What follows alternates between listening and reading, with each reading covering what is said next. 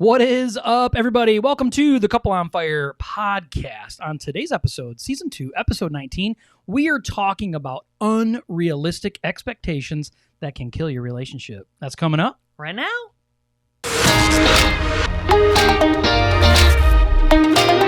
Are you a Christian and you are looking to take your faith, your family, and your future to the next level?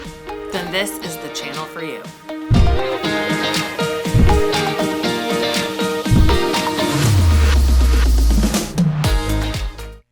Welcome to today's show. We would like you to share it, if you would, please, right now.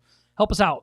We're going to edge out Mark Zuckerberg. We're going to show him who's boss, okay? We're going to beat those algorithms. Oh, my goodness. We're not paying him a dime. So anyway, today we want to talk about unrealistic expectations, but you want to hear something super funny is before we came on just now, I don't know if anybody's ever seen the movie Four Christmases, but Vince Vaughn on there in one part, he does a part where he's getting ready to go on stage and he's going to act and he's like trying to get in the mode and he's saying red leather, yellow leather, red leather, yellow leather. And we were trying to say it super fast. And you want to show everybody? It's actually pretty funny. We cannot do it. We could do it slow, but we can't do it fast.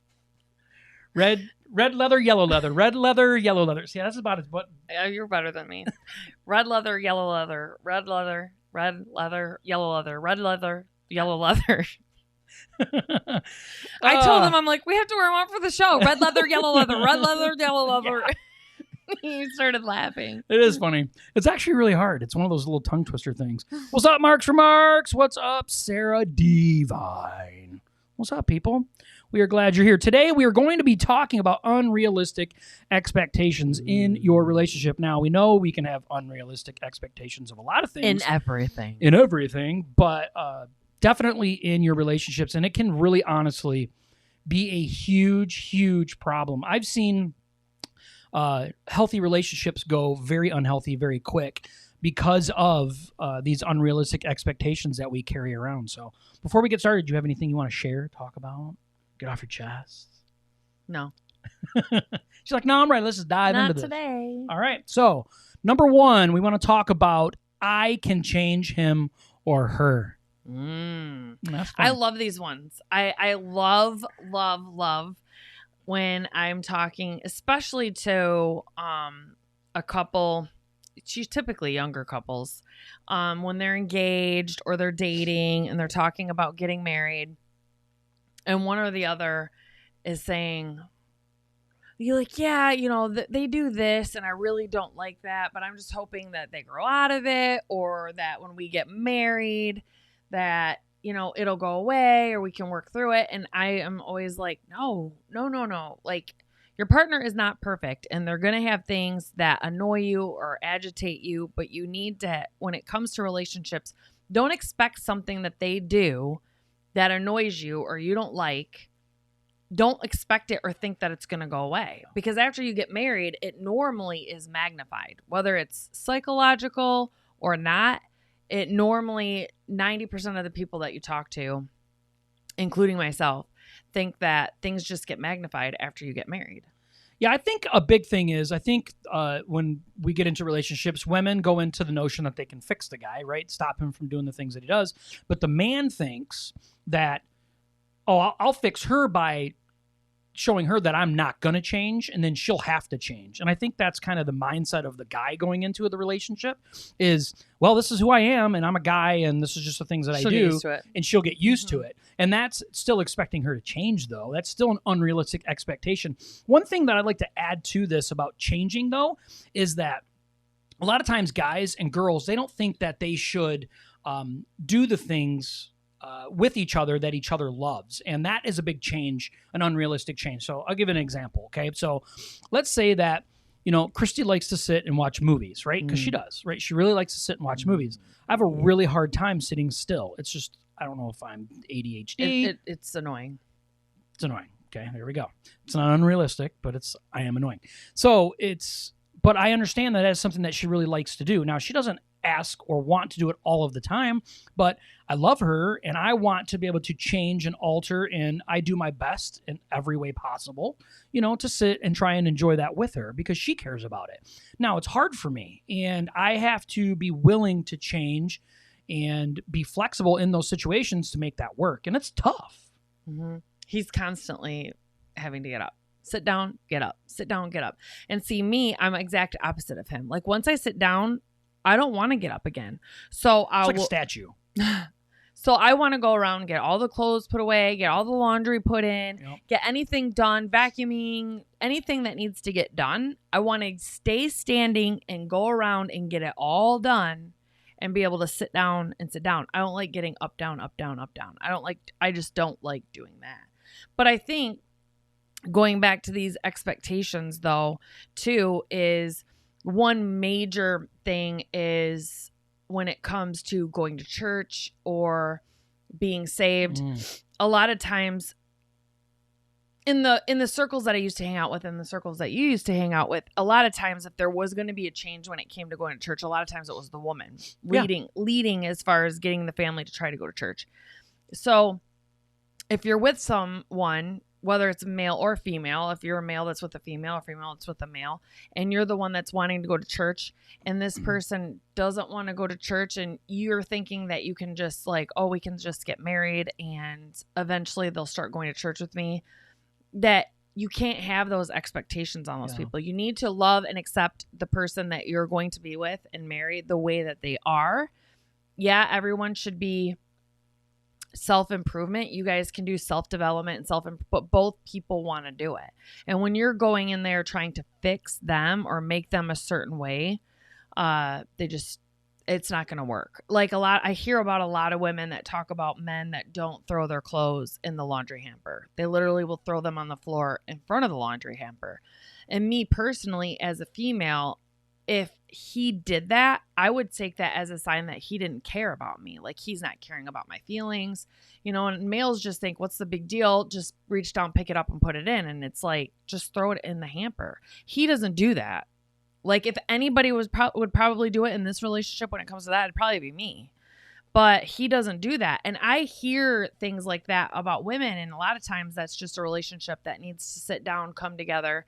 And like Josh said, do things because you love one another. But it's also those little things that can drive your partner to the point of insanity that would require no extra effort really on your behalf. Yeah. Like instead of throwing it on the floor, throwing it in the hamper because you love that person and you don't want to drive them crazy.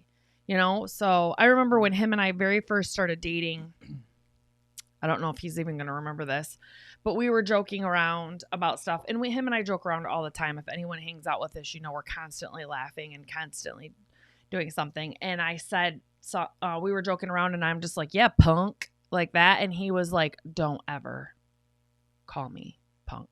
I just don't like it. And I've never done it again. Not joking, not angry, nothing. Because if he doesn't like that, I don't need to say it. And a lot of people in relationships would be like, what's the big deal? I was kidding. Like, I should be able to say that. And next time they're kidding or joking around or even in a fight, they would say it to the person. And it doesn't matter to me how I feel about that word. If my partner does not want to be called that word or have that word used towards him, then I shouldn't, because I love him and I care about the way that he feels. Yeah. I was telling a group of guys this week too that, relationships, especially when it comes to expectations, it's not a 50-50 thing. And I think that's what gets where the lines really get to be misunderstood in relationships is that, well, I'm doing my part, you need to do your part. And that is a false expectation. That's an unrealistic expectation. Relationships are supposed to be 100 and 100. There should never be, I should never be doing something with an expectation that Christy is going to do something in return if I do this. That's an unrealistic expectation. I'm putting what I expect onto her. That automatically makes it unrealistic. Now, there's a difference between holding somebody accountable and saying, okay, or being their parent. Right. There's a difference in all of that. But understanding that you can't change somebody, you shouldn't want to change that person, I feel alone in my relationship. Okay, well, that's a communication issue. That's not a change a person issue. That is, am I doing my part? And if I'm doing my part and you really are doing your part, you can find some peace about that. And I know that sounds a lot more probably trite than it should, but it really is that, you can't change other people.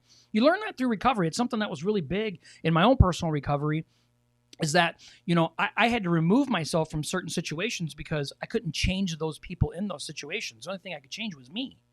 And when we look at our expectations on the world, I get full of these I shoulds, right? I should. No, I have to have a realistic expectation of me and of my spouse, right? It's my job to do my job. It's not my job to expect her to do this, that, and the other, or change. And I disagree with him a little bit and I disagree with most people that say, I love the person that originally came out with relationships supposed to be 100-100. Like people were saying for a long time, relationships are 50-50. And then someone came out and said, no, relationships are 100-100. And at first I'm just like, wow, I agree with that. And now being in a really healthy relationship and we've been together for a decade, I disagree even with that because you're human and you're not always going to be giving 100%. So on the days that he's only capable of giving 75% to our relationship, I know that he wants to be giving 100 and he's burnt out. So it's my job to give 125 that day. The relationship should always be at 200%. And if you really care about each other, you're going to give and take and pull and push when it's your turn. And there's a lot of times when I'm only giving 50%. If I'm working and I'm starting a new job and I'm just exhausted, tired, he's giving 150% and I'm giving 50. But I want to be giving 100. That's the difference. That's the difference where it makes it balances out or all comes out in the wash because he knows that as soon as everything calms down and the dust settles, that I'm going to be back to giving 100% again. And it's the same thing. So that's the only thing that I disagree with that. It's never going to be 100. I really don't think it'll ever be 100.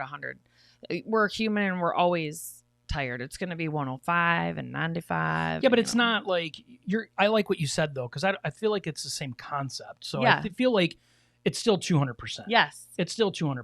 Yeah. So, and if you give 150 at one point and somebody else is not doing so well, you want to give that 150. Yeah. And I think it's because of the whole concept of giving of all of yourself was really, I like your analogy way better than mine. So, give all of yourself, whether it's 100, 150, 200, whatever it is that you got to do to make up the difference. Communication is key in all that, though. It is. I mean, it boils down to, and I know it gets over talked even in like relationship books and everything, but communication, if you learn how to be a healthy communicator, like, and that means in confrontation as well, like healthy confrontation, where you don't get emotionally invested in your responses and all of these things.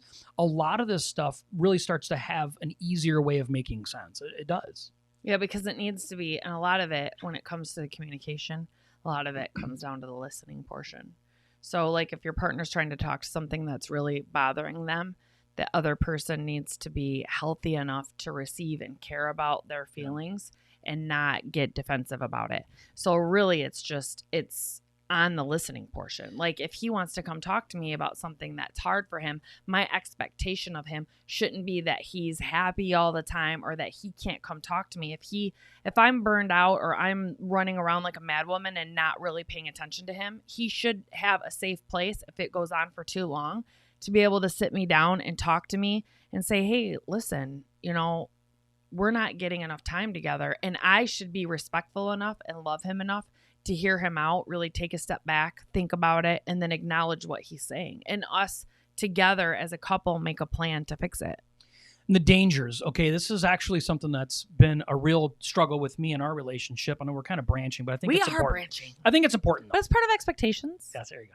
I expect to be branching. So something that's really hard for me is I take it very serious about knowing Christy. Like, I want to learn and understand her and be able to predict certain things about her because I know that if I do that, it really shows her how much I care about her and that I love her. Like it's like the way that I love her.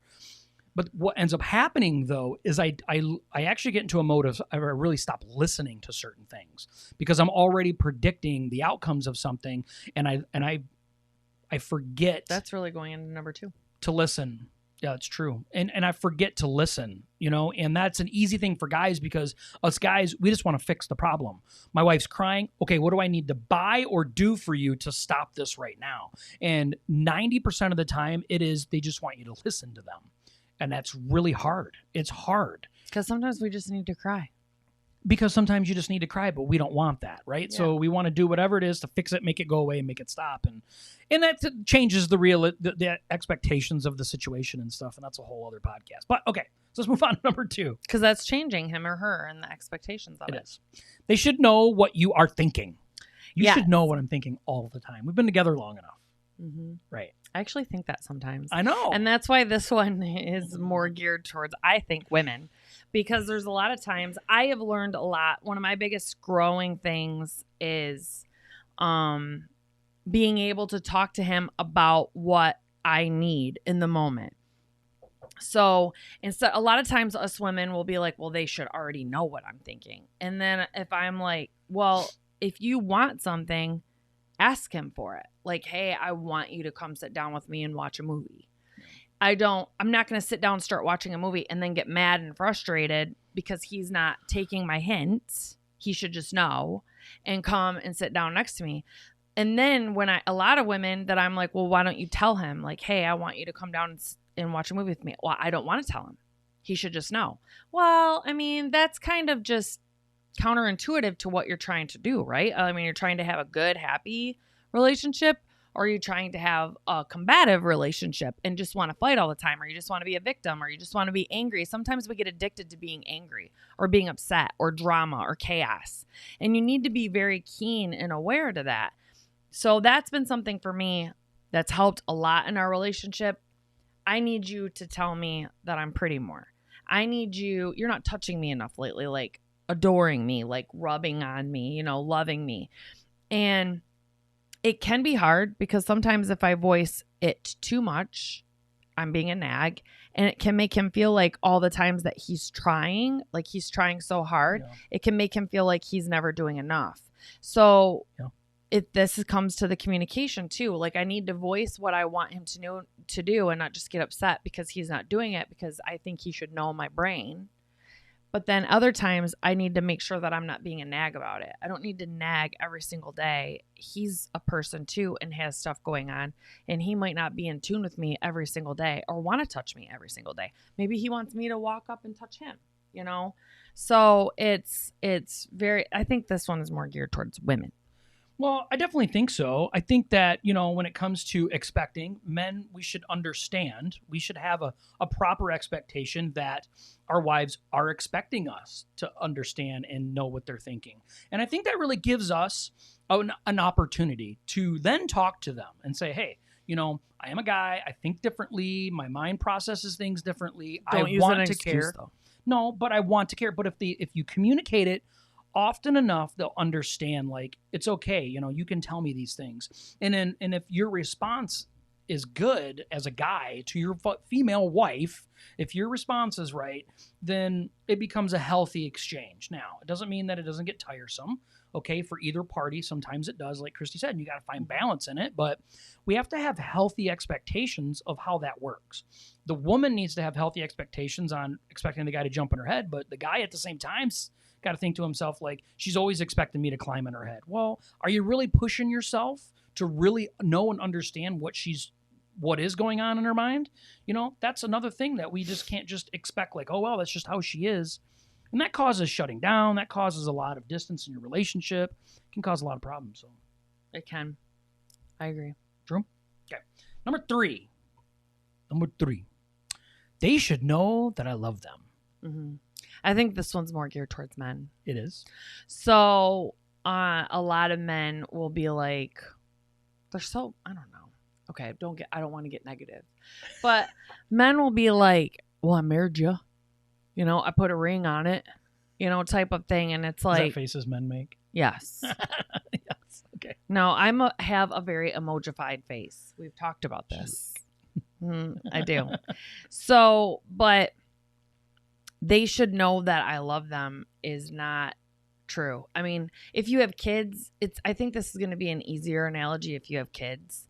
Like, you have kids, you think you tell them one time when they're 1 year old that you love them, and then you never have to tell them again. Like, you never have to reassure them. You never have to any of those things. And your relationship isn't any different. Like, you get with someone and the real life comes in, and I don't think men are as vocal about it, but I think that the thoughts do cross their mind. Like, you start thinking, real life sets in, you kind of start getting kind of into habitual relationships, maybe a little bit of bad habits where you're sitting separate and things like that. And then you start thinking, like, do they really love me the same? I'm kind of put on a few extra pounds since we've gotten together. Or I don't act the same. I don't dote over them the same. Do they still feel the same way about me? Because the butterfly feeling eventually does go away, but then it's a deeper root of a love that's just really adoration. Yeah. I mean, I tell him all the time, I'm like his groupie that follows him around. But it really, you should make it your competition to let your partner know that you love them. Yeah. Like, I'm annoying when it comes to it. I say, I didn't get told. No, you're not. You're really not. I didn't get told. I can't even, I don't think, I can't, very, very, very, very minimally growing up by anyone in my life that they loved me. And I think it was just something psychological that was deep seated in me that I like to tell the people that I truly love. I'm not one, I don't like the friends that just are always like, I love you, I love you, I love you, like to anyone and everyone, because it's so important to me. I don't want to just tell anyone that I love them, you know, and the people that I do love, I tell them all the time. I mean, to the point when my kids are like, you can stop telling me. My 16-year-old, I just ask him now every day. I'm like, have I told you today that I love you? And he's honest. He'll be like, no. And I'm like, I love you. And if he says yes, I'm like, okay.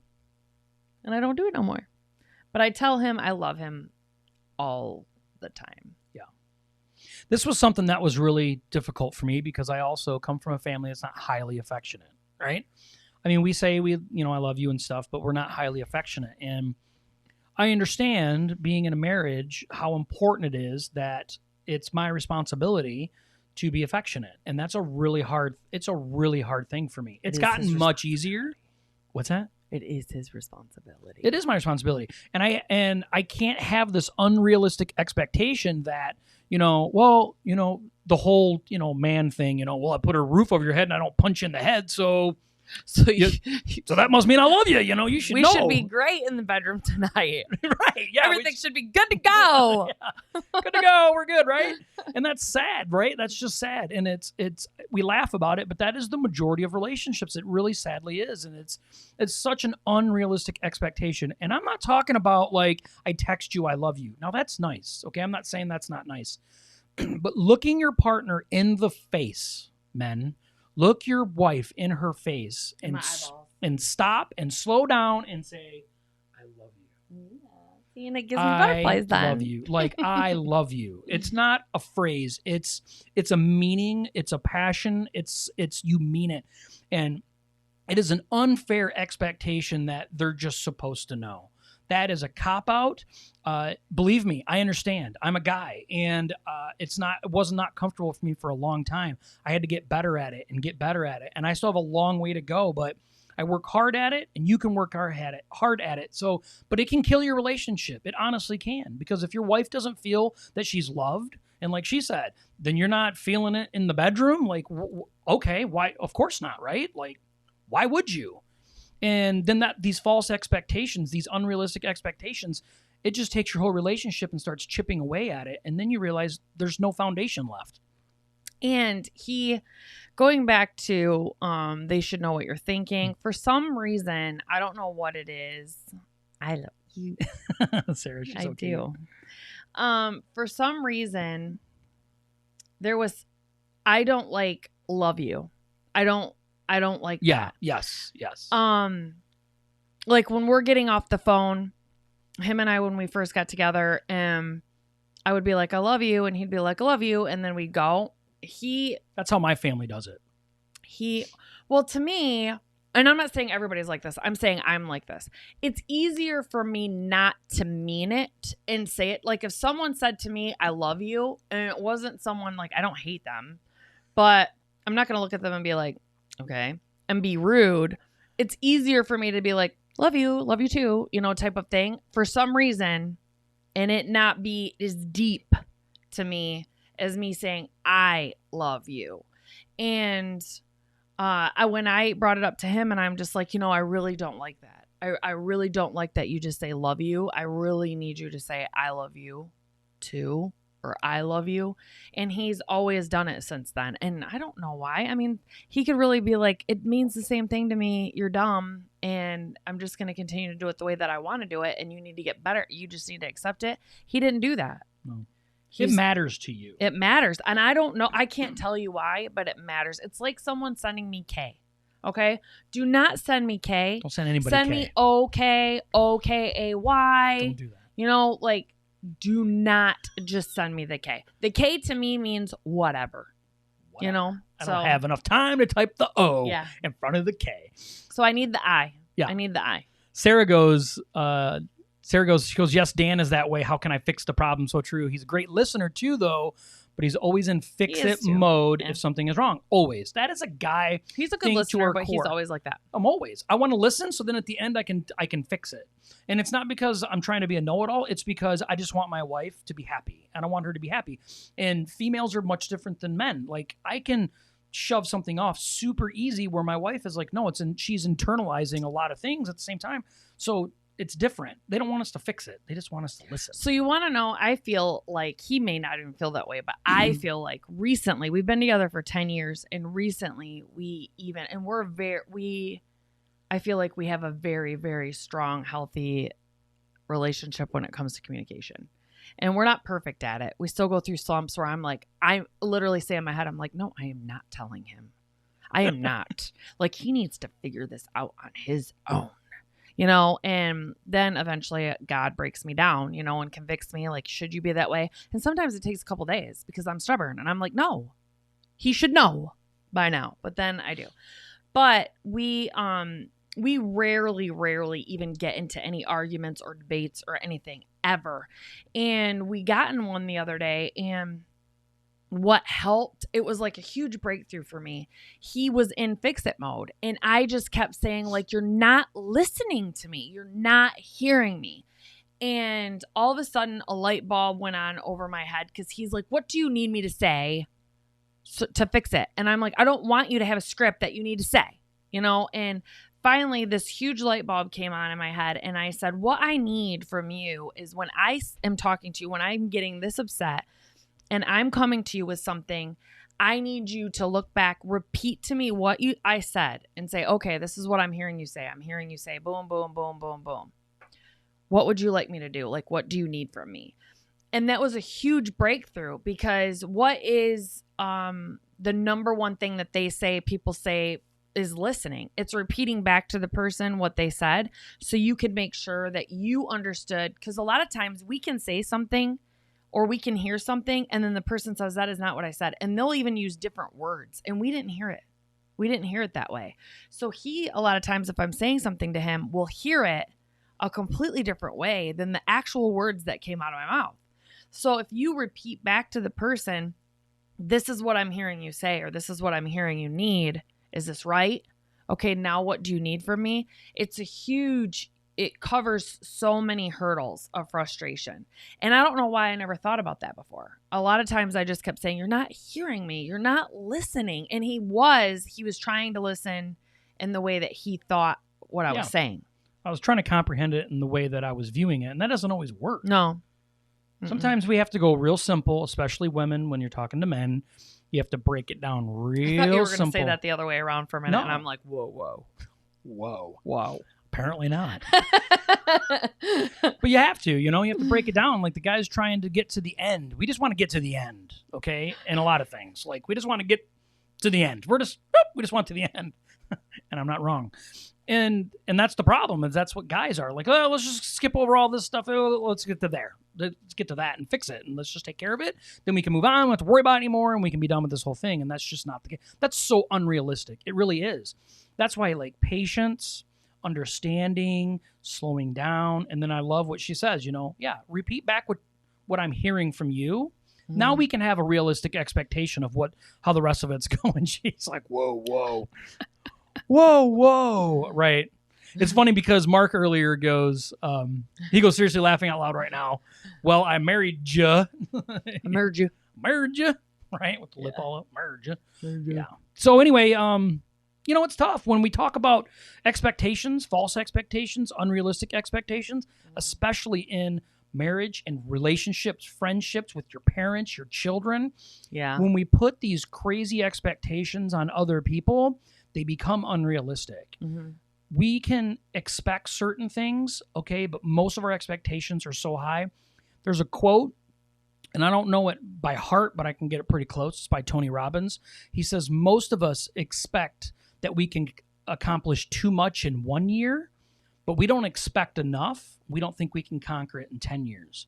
And that's because of our expectations. That's how our expectations work. We think we can fix everything right now, that everything can be good today. Like I should be able to just zip to the end and fix all this stuff. And my expectations are this. And then we forget about the long haul. In relationships, we have to have healthy expectations so we can be happy in 10 years, so we can be happy in 30 years. We have to have healthy expectations. Yeah, and I think in this day and age too, what the issue is, or what's really getting blurry with it, is the terminology that's getting thrown around a lot, and we use it because I believe in it, is healthy boundaries. And people now are getting their false expectations that they're projecting on other people. They're setting that as a boundary. So it's like you're expecting this person to act a certain way or be a certain way, and when they don't, you say they're crossing your boundary. And having healthy boundaries and putting unrealistic expectations on people are two completely different things. I completely agree. And you need to make sure that you are setting healthy boundaries so that toxic or narcissistic or abusive, mentally, emotionally things aren't being done to you, but you also better make sure that those expectations that you're putting on other people, that you're not being that toxic, narcissistic person to them by the unrealistic expectations that you're putting on them, and then trying to hide behind, well, that was a boundary and you crossed it. Boundaries are only for if it's going to be hurtful to you in a harmful way. That's it. So you need to make sure that you recognize that. Yeah, I love that you brought that up. I think it's important that we design things in our relationship to benefit it, not to hurt it or take away from it. You know, and boundaries should be for a healthier relationship, not so you can have an excuse so you don't have to do certain things, or change yourself, or engage in stuff. You know, so for the challenge this week, you know, we really want to challenge you guys with speaking to your partner and ask them, what unrealistic expectations do I put on you? And, or a friend, a close friend, yes, like a friend, the closest a parent. person in your life that you have. You should be able to have a healthy conversation with that person and say, do you ever feel like I put unhealthy expectations on you? I would say, yeah, but I would say that you probably do. Everybody. We do it naturally. It's an unfortunate thing. We project ourselves on other people. So yeah, ask somebody that's close to you, you know, do I put unrealistic expectations on you? And that'll give you an insight of things that you're like, okay, this is something that I need to change about myself then. You know, this is a healthy conversation to have, because you want to take your faith, your family, and your future to the next level. You have to be willing to grow. And to grow, we have to stretch ourselves. We have to be willing to invite people into conversations that we feel uncomfortable with if it's going to offer us insights in how we can change as a human. And that's the only way that we're going to change. So yeah, and especially when it's someone that, like me, I try so hard to constantly be personally growing. I mean, reading the Bible as much as possible and reading personal development books and listening to audibles and having prayer time. And I'm trying so hard. The last thing I want is for someone to come up to me and lovingly tell me where I need to improve. And that is prideful. And I need to be open. I'm never going to be perfect. I'm never going to be enough. And I struggle with that. So I put false expectations on myself to try to always be better. But then I also need to make sure that I don't start being prideful in the sense that just because I'm trying so hard, not everyone knows if you're trying so hard. Not everyone knows that you're reading all these personal development books. And actually none of it matters. You're only doing it for you. You're only reading the Bible for you. God doesn't need you to read the Bible. He knows it already. So you're only reading the Bible for you. And that doesn't mean that you're still not going to go out and you're still not going to hurt someone, or you're still not going to act a fool some days when you haven't had enough sleep or you're hungry. So you need to make sure that you're staying in tune with yourself and letting the Holy Spirit convict you, and be grateful for that conviction, because he loves you enough to be paying attention to you out of all the billions of people in the world to convict you of something that you need to improve on. Amen. Nothing else to say. Yeah. That's all we got. That's my soapbox for That's today. it. That's the soapbox. I want to thank everybody for being here. You can join us next week. Next week, we're going to talk about some New Year stuff, so it's going to be fun. So, I am so excited to talk about 2021 because who is ready to kick 2020 out of here? Yeah, we're going to be like Babe Ruth. Bye. Babe Ruth, when he was hitting the ball. He struck out just as much. All right, so we will see you guys. Have a great week. Next Tuesday, 7 p.m. Bye.